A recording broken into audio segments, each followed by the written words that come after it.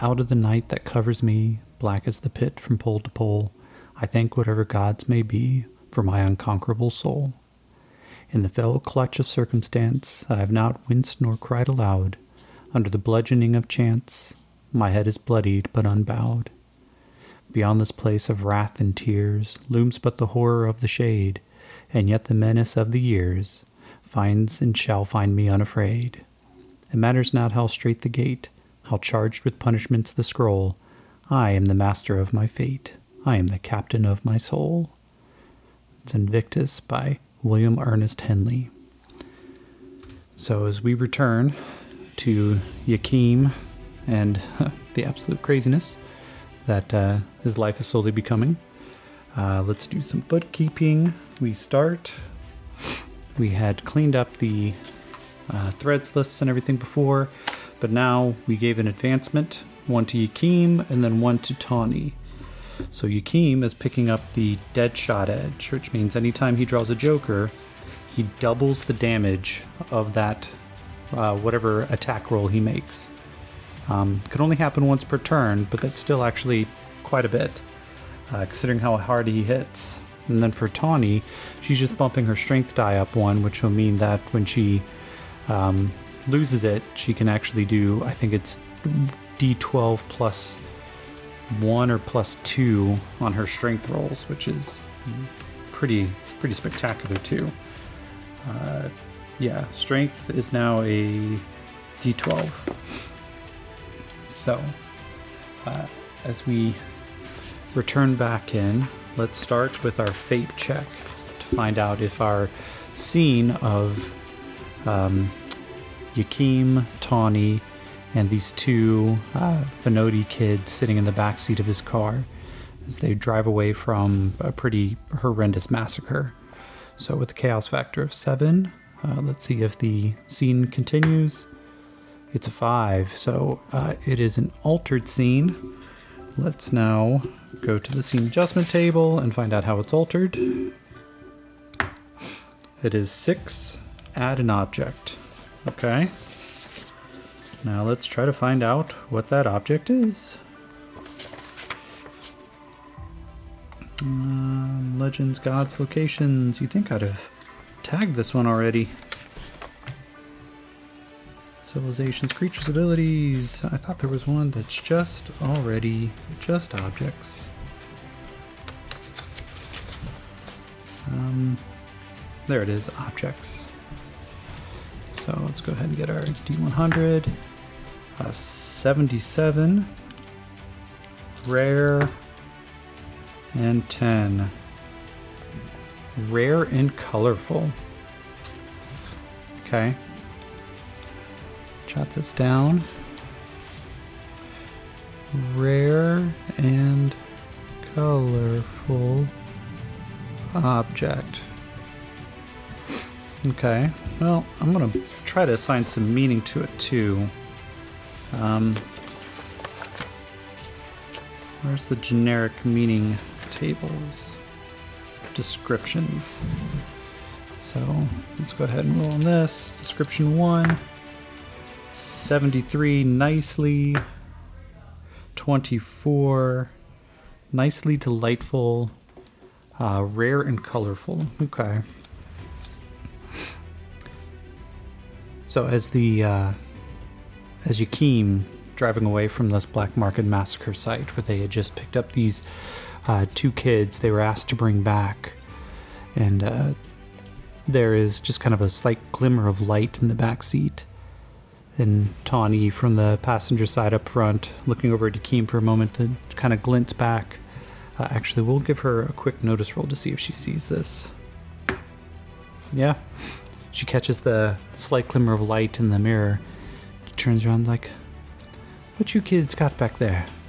And one of them, the young girl, just kind of her eyes rotate up, and those long stalks that come off of the sides of her head. It almost looks like an ear beginning to quiver a little bit as she realizes that she's trying to glance furtively back down into her palms. Nothing. Tawny goes, "No, girl, don't be lying now. What you got in your hands there?" And she opens up her hands, And there is just a crystal. I'm going to jot that down. Crystal, potentially magic.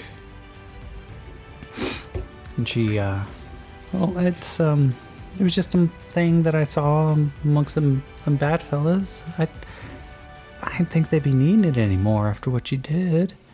Don't hurt me like you did them. Tawny just kind of looks her up and down. She's like, oh no, girl. We no be harming you.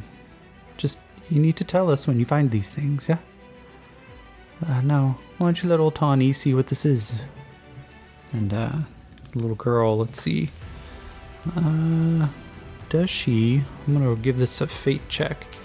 I'm gonna say it's 50-50. She's a little intimidated, but she asks, does the little girl actually give this over to Tawny? It's a 49, so yeah. She kind of lifts her hands up, and she proffers this thing over. Tawny picks it up, takes it into the front seat.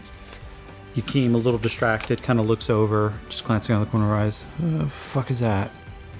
That's not gonna blow up or anything, is it? And Tawny, no, don't you be worrying. I'll be keeping an eye on it. And we're gonna give her. She's gonna roll one of her special powers. She's going to try to detect Arcana. So the first thing, we're gonna look at her psionics, which is a D8, not a wild card, so it's a single die. Ooh, it's a 1. She kind of blinks for a second. Oh shit! She rolled a 1 on the. Oh, all right. Tawny starts staring at this thing, and there's this moment where it just goes completely silent. Yakeem, for a second, doesn't even hear the roar of the engine because something seems to be a little wrong. He looks over, and Tawny's eyes are they're blank, and she's staring down at this crystal, which is beginning to shimmer in various colors. Hey. I said, hey, put the thing down. What the fuck are you doing? It's starting to piss it off. And Tawny begins to have a slight trickle of blood down her nose. Her eyes still white as she is trying to pour her psionic energy into it, with what control of it she has, as she suddenly just begins to blink. Her eyes come back. She tries to rub the blood away from the bottom of her lip, and then it starts coming back out. So I'm going to see now. Now does Tawny's mental hindrance and her psychosis kick in. It's a 40, so yeah, that is a yes. Let's see here. She stops and she begins to blink very rapidly. She kind of rolls her head back and you hear, no. And then she just kind of comes to. She goes, Now that is pretty weird. What? Oh, okay. Tawny's filling me in what's going on. Hey, Yakeem, this is going to be a little weird. My name, let's give her a quick name. Where's my... I just had them. Of course, I put them down and they immediately run away. That's what dice goblins tend to do. So it's a 43 and a 69. 43 and 69. Oh, yeah, hi. My name's Keith. And Yakeem goes, is that your last name, Tawny? She kind of blinks. She's like, this is going to be a little difficult to explain here, Yakeem. Tawny's not actually me. Alright. Then, so hold on. Are you trying to tell me something here? You're not Tawny? Well, I'm not Tawny right now.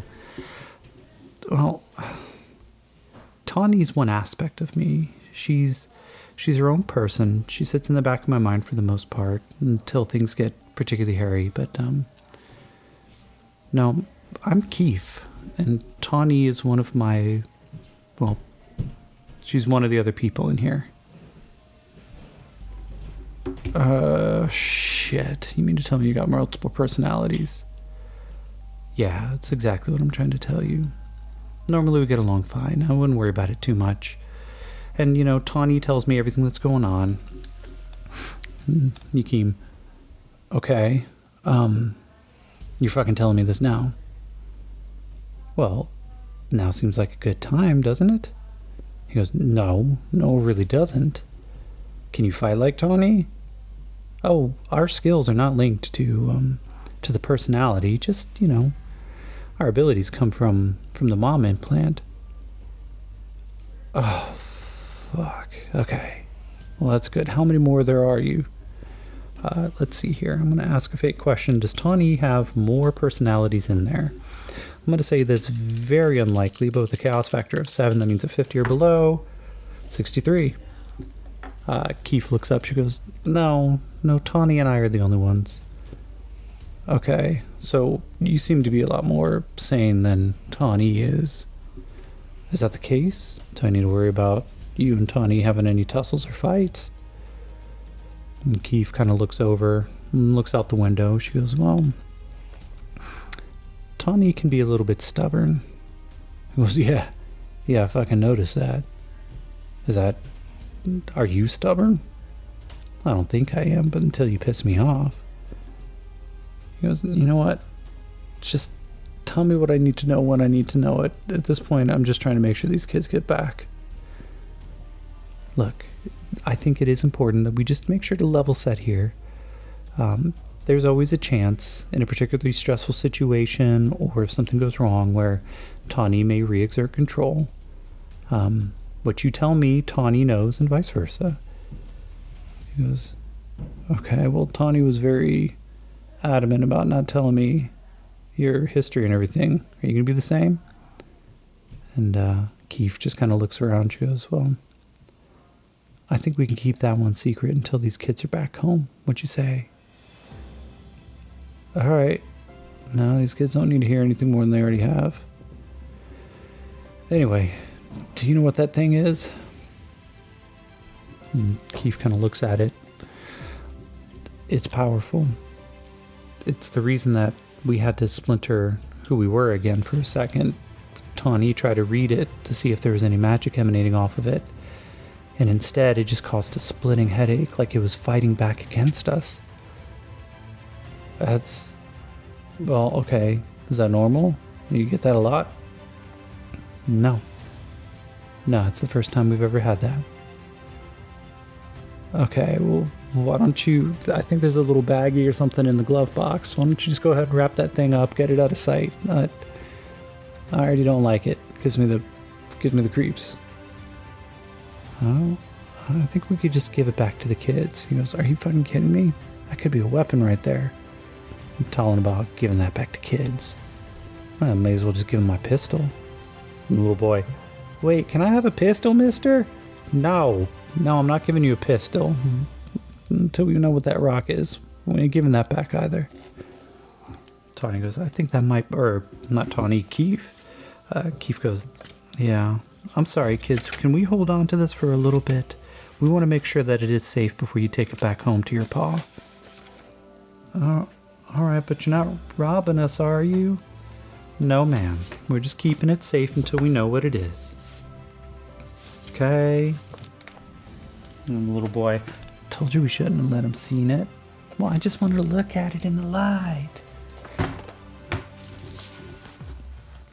The trek continues on. Let's see, where did my list go? The trek continues on for quite some time. That was the only real, not even an interrupt, just an alteration to the scene itself. But as they continue on forward, the first day back seems to have no real other issues. So, we'll carry on. Let's see. Ask a question. Do we have any other interrupts on the trip back? Given the fact that they cleared the way, I'm going to say it's near impossible, but with chaos factor of 7, that's 35. 67. No. The next couple of days come back. Long, slogging trips all the way down. The kids get bored. You start hearing things like, just something like, no, I told you not to look out my window. Like, well, I ain't never been in a car like this before. Well, what does that mean? Well, I just wanted to see if there's something different out your window. Why would you think there's something different out my window? Kids. Hey, kids. Could you guys keep it down back there? Okay. Don't piss him off. He's really scary. I know, but I wanted to see what was out your window. Hey. It's enough. Yes, sir. By the end of the second day, Yakeem is rubbing his eyebrows quite often. As Yakeem, let's see. Yakeem doesn't seem like the type who would be particularly fond of kids. So, let me see here. No, that's not it.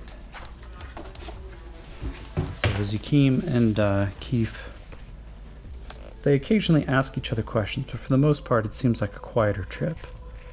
And Yakeem, by the first night, of course, they set up a campsite for the kids. Small fire going, though the burning scent in the air is pretty strong. The what remains of that wildfire that just kind of swept through is enough that the even the campfire seems like just a small pittance of the scent in the air. But eventually, the kids go to sleep, camped out under the stars. They seem pretty comfortable with it too, given that living on a farm, they probably spent a couple of nights just sleeping rough just to be out there.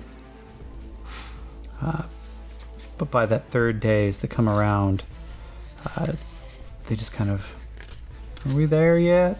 No, kids. You've already been asking that for like the past half hour. I don't think I can handle much more of that.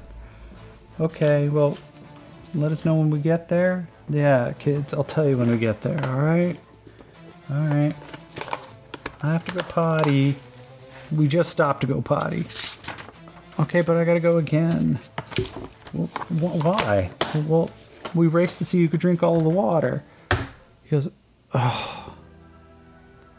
He looks over to Keith and he's like, alright, I'm gonna pull over and let these kids, take a piss or something.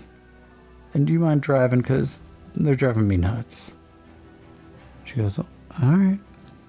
And as they pull over and swap out. And I'm going to give Keem a survival roll. It's a d6. And then his wild die. Nope, that was cocked. Oh, that blows up. Okay. So Yakeem gets out, stretches his arms, stretches his back as the kids go running over. Even with the -1 from the fact that it's a boring drive and he hasn't had much action in the past couple of days. So the meds keep kicking in, just causing him to drift into an almost slightly stoned, kind of out of it phase. As he kind of stretches his back, he looks up at the sky, looks around, figures, all right, we'll probably be there today. And the kids go, oh, we're going to see my dad today? Yeah, kids. The sooner you're done, the sooner we get back in the car, the sooner we can get on the road. Huh? Yay! And they come running back, slamming the doors. And as they get in the car, Keith kind of looks up. She goes, all right. Well, are you ready to keep on going?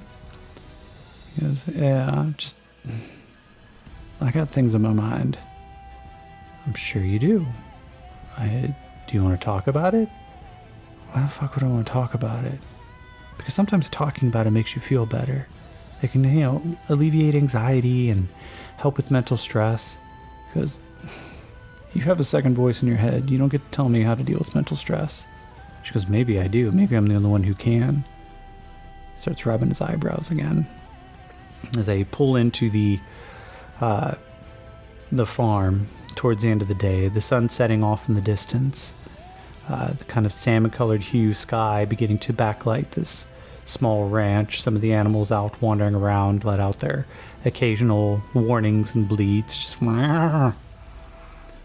as the farmer, who looks like he had been sitting in a chair by the front path, excitedly gets up when he sees the car, pulls a Texan-style 10-gallon hat off his head and seems to be playing with the edge of it.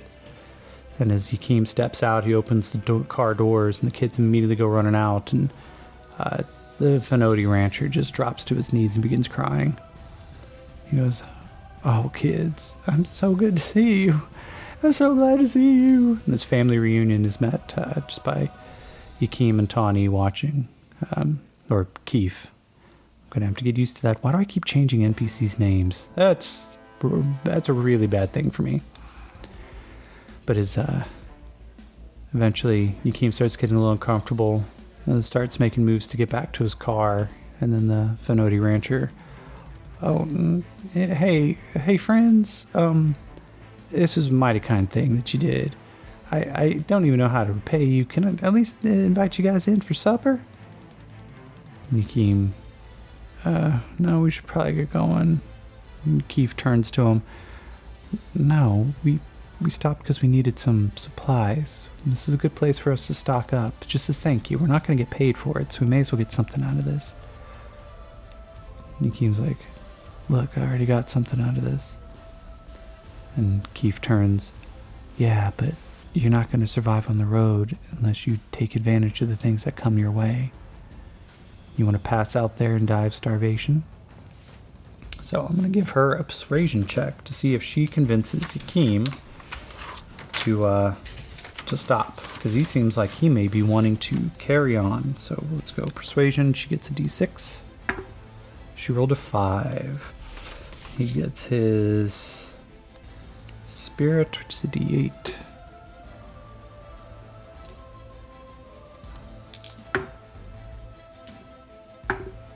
No, you blew up on that spirit roll, so he goes, "Look, let's not stop for dinner. Let's just get the supplies we need and fucking go."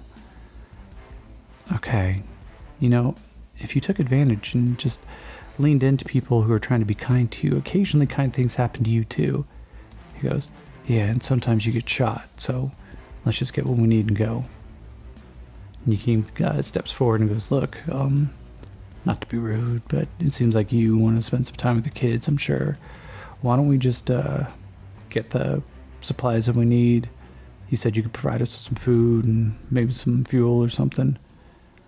"All right, sure, mister, but, I don't want to be accused of not offering."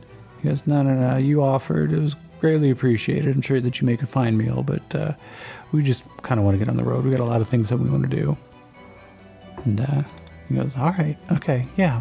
Why don't you just go ahead and pull your vehicle right up there and back it up towards the ranch, and I'll get you situated and loaded up." He nods. He goes, "Thanks, man. Thanks. Yeah, we'll get you backed up." All right, so we will... where did my dry erase markers go? Well, that's going to be an issue on my dry erase board that I'm tracking all these things on. So we'll start off. You got the kids back, so let's go ahead and take care of our threads list. Return the kids. So we'll just go ahead and mark that off.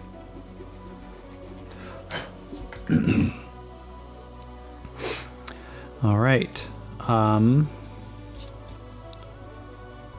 Now we do have a new one to add, which is magical stone, I'll call it. Stone slash crystal. All right. Tawny is now also Keith.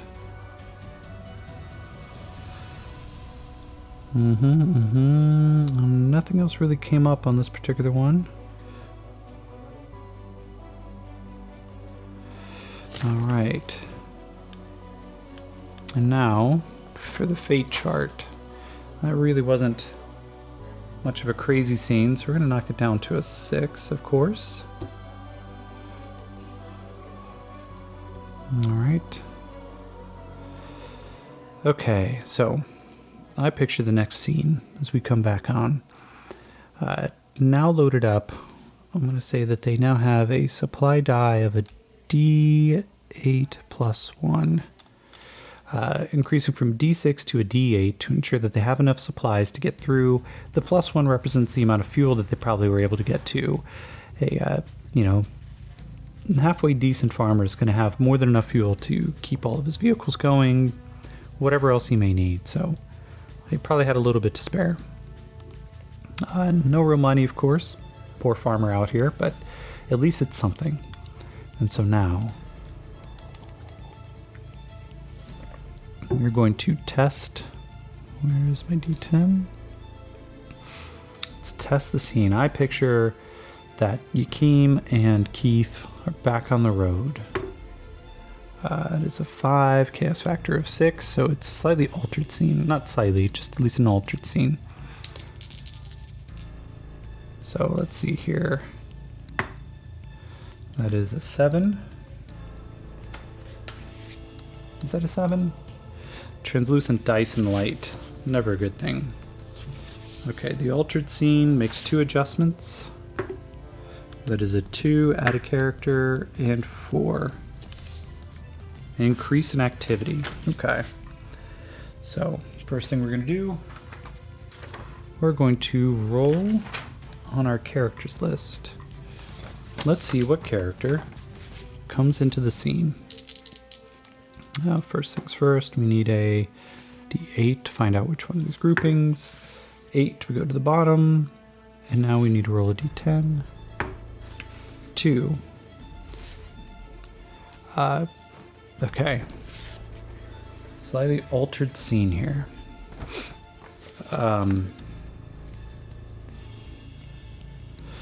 Oh, I've got an idea. Let's try to get a description going first to see how this is actually going to work. So we rolled that the character who's going to be added is Julian. So Julian comes into the scene. Now I'm imagining that, of course, if Julian's coming back in the scene, but it's only a altered scene, it's not an interrupted scene, it's not going to be a huge issue. 69, nice. Mockingly. 59, lightly mocking. The radio kind of cracks to life, and there is a voice on the other end. They're already on the road, no real issues so far, and suddenly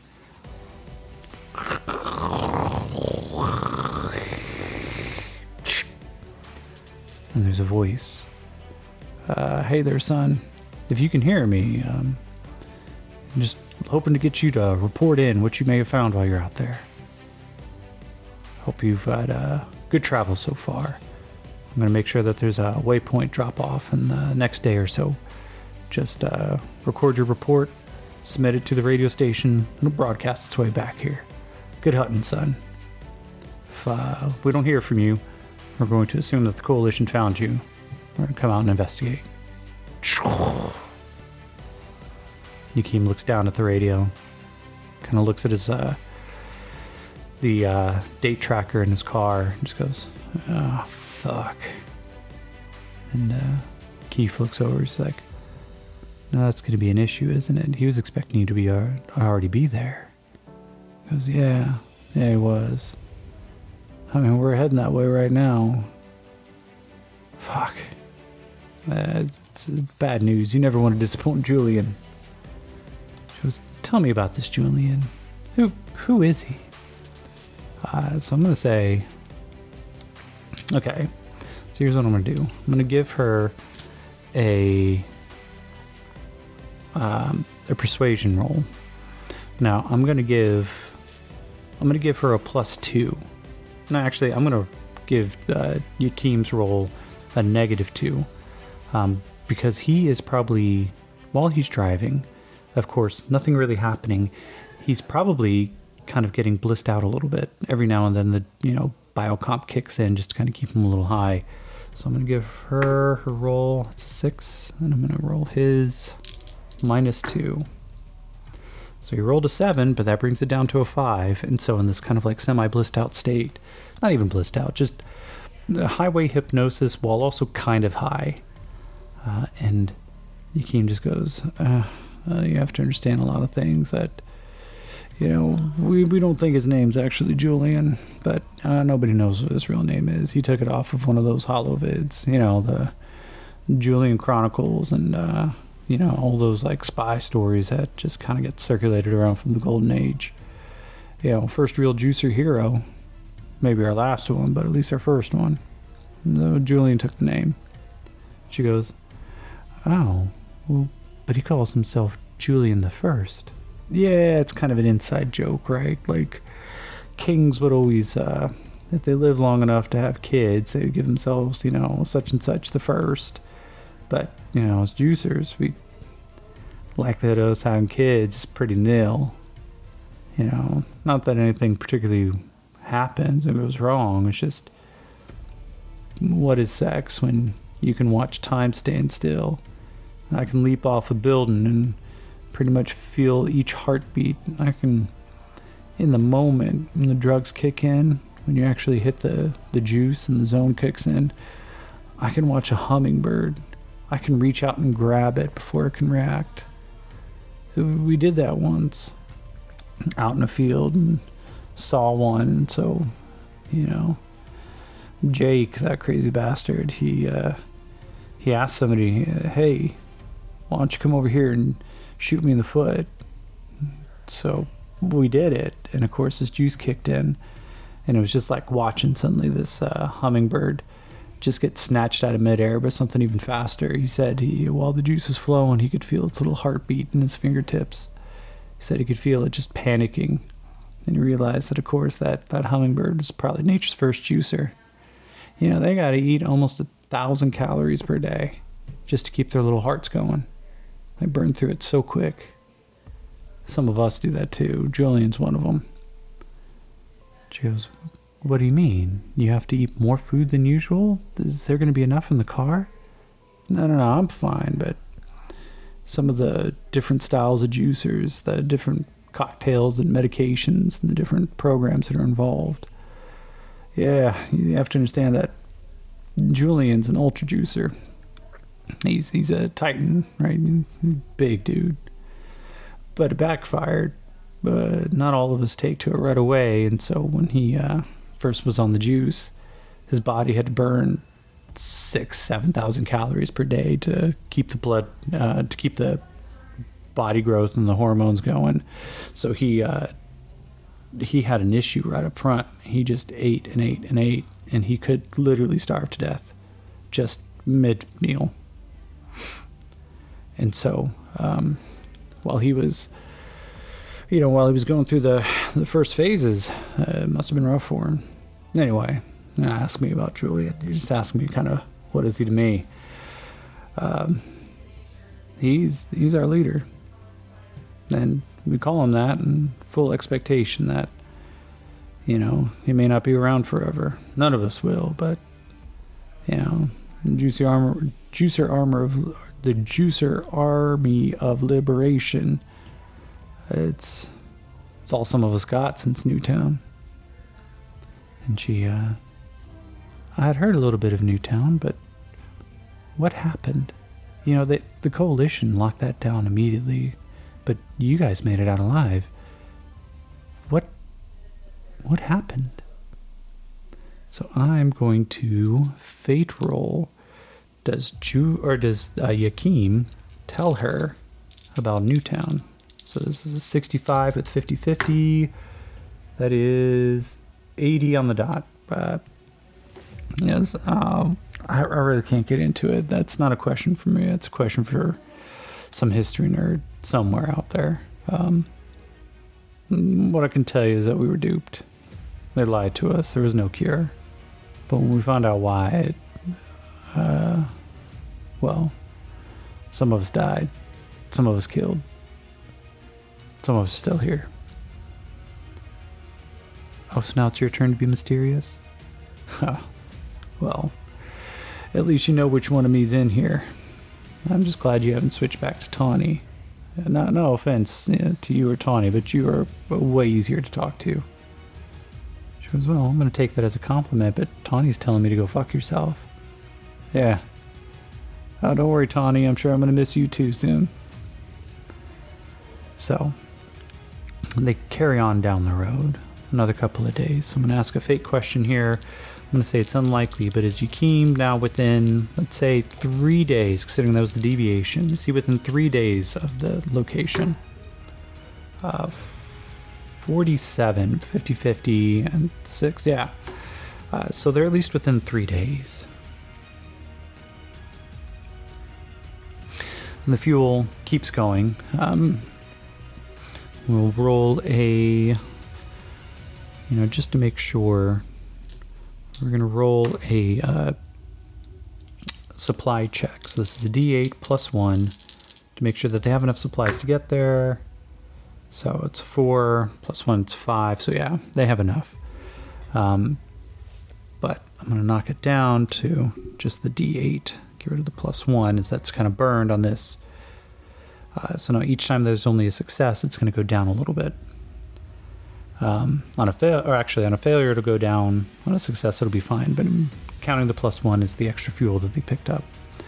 For those who may be wondering what I'm talking about there, in addition to the wealth die now being a thing, I'm tracking supplies. But instead of trying to say like, oh, he's carrying, an extra 20 gallons of fuel and an extra 6 days worth of food, I'm effectively obscuring it by giving him a die type, a D6, a D8, D12, whatever, based on the amount of supplies that he has.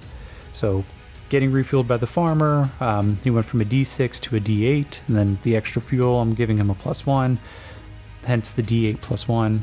And when you're running Savage Worlds that uses either a wealth and or a supply die, you roll it like an attribute check. And if it's a 4 or higher, it's a success. They have what they're looking for. They have the money they need. With the wealth dies, if you succeed, then you buy the shiny new gun or the brand new vehicle, but your die goes down, representing that you just burned a lot of money. So you can't just chain a bunch of huge purchases together. If you roll with a raise, then you can, because your die type won't go down. That's kind of what it means. You got the deal of the century. A failure means you can't buy it. And then snake eyes, or like a critical failure, means that not only does your die go down because, you pay for whatever it is you're looking for, but you don't actually get what you're looking for. And you get your ass beat, you get rolled in a back alley, turns out to be a fake, something along those lines. So, but for this, we're just doing the supplies. So they've got enough fuel to get there in the 3 days. So that first day just kind of clicks back over. And so let's now ask our next fake question. Is there, and we're talking Chaos Factor 6, is there signs of coalition forces in the area? And I'm going to call this likely as we are getting close to the Missouri, the Missouri border. Oh, 77, but that is it's 71. So there are signs. Let's look at the description to see if we can get what those signs actually are. Let's see here. I'm looking through the element tables. There's a terrain descriptors, which is nice, but civilization descriptors maybe. Characters, caverns, army, character conversations, objects, noble house, plot twists, smells? No, that doesn't quite seem right. I may just end up going on to the cryptic messages, domicile descriptors. So we're going to go to descriptor 1 and descriptor 2. First descriptor is a 33. Ferociously, and now here's the thing, that's doubles. Ferociously, and now 61. Ferociously messy. Okay. So I like that. Ferociously messy. As they begin to approach, there are obvious signs of some military movement in the area. I'm going to cross this page, but then I'm also going to give him I'm going to give Yakim survival roll. And yeah.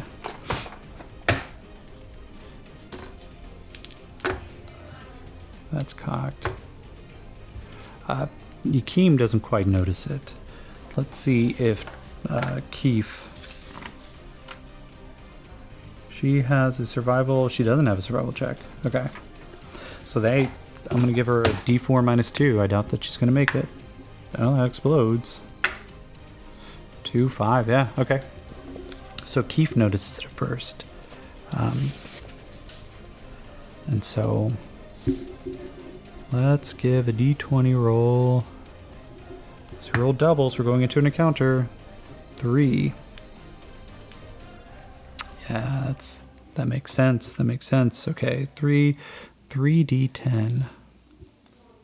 1, 2, 3, 4. That's 12. As they're driving along, Keith notices it, and she just starts reaching out a hand and she starts patting him on the arm. It's like, Yakeem, slow down. I think there's folks out there. And Yakeem just kind of like snaps out his reveille. He's like, what do you mean, people? Do we need to be prepared? No. I don't think they mean us any harm, but look, that looks like a broken down wagon. He kind of settles in a little bit, his shoulders square up. He goes, keep an eye out. Sometimes bandits like to pose as refugees. They'll blockade the road, make it seem like they're just asking for help, and they'll surround you. He reaches down, unholsters the pistol, opens the clip, or opens the kind of latch on the outside, keeps it strapped in, puts his hand on it, and the other hand in the steering wheel. She sees this and she goes, okay, well, I hope it doesn't come to that. But Yakeem is relieved to notice that her hand is now gripping the haft of her sword, just in case. As they pull up, he slows down a little bit, and sure enough, there's a broken down mechanical horse just along the side of the road, black blast marks on the outside of it, a cart overturned, and just material spilled everywhere. Clothes, food, items. And then let's see. Let's roll. That's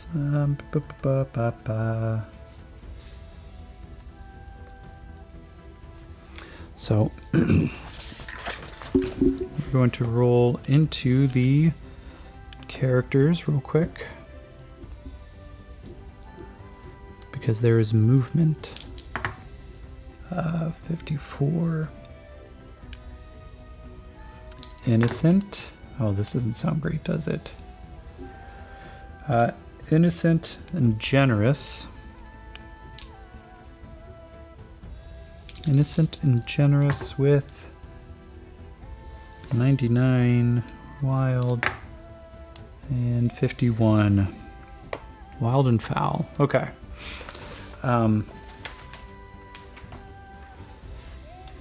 There is a sudden movement, and somebody steps out from around the cart.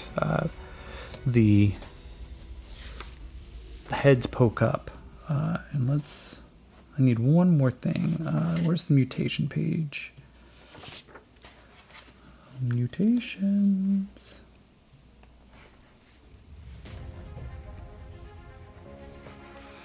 I thought I had seen it. Well, I mean, I undoubtedly saw it, but it's probably like my first page in this thing. Yep, there it is. So 19 constrain and 7 attack, constrained attack. Okay. Oh, okay. I know who these are. There's movement, and as Yakeem slows down his car, he looks out, and he just lets it come to a part. It's like, all right, keep. Do you have a gun or something?